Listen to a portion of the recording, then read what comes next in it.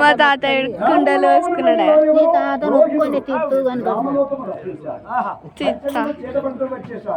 వీరికి జన్మనామము చూడాలి అని చెప్పగానే వాళ్ళు పంచకములు చూస్తే ఏమొచ్చాది మహారాజా మీ కులదేవతలేమో నటా సావిత్రి దేవి ఆ నటా సావిత్రి దేవి వరముల చేత జన్మించాలి ఈ బాలికామని ఈ అమ్మాయి పేరు సతీ సావిత్రి అని పేరు పెట్టారు. పుట్టగనే నా బిడ్డ పుట్టగనే గురుడు నాడు గ్రామమంతా వేరు వేయించాను.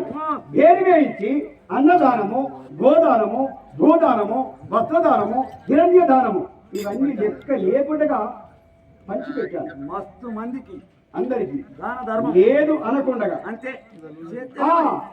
పుట్టతోడనే ఎంత ధనము నేను పంచిపెట్టి అంత ధనము పోతూనే ఉంది. మళ్ళీ నా ఇంట్లో ఒక్కరికి దానం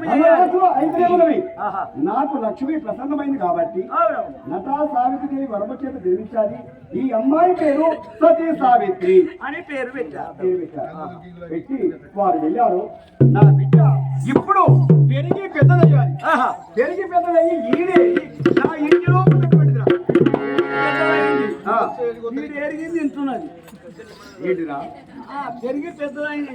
అయ్యా నేను చెప్పింది ఏంటిది?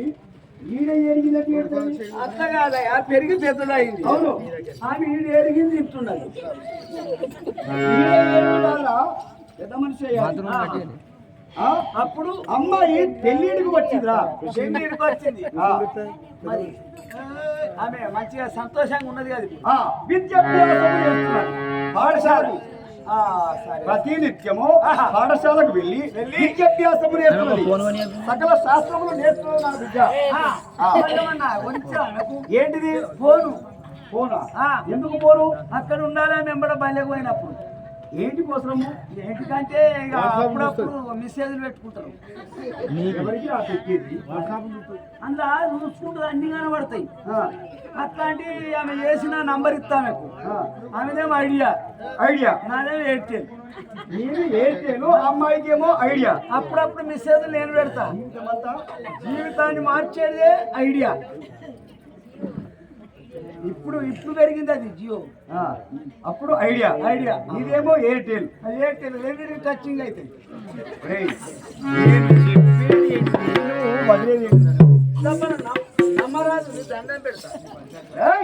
ఇప్పుడు ఏమని మోసాను?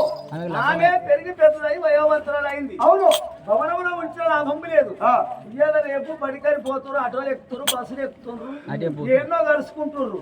వాళ్ళు అటే వైపులో మనం కనబడతాయి.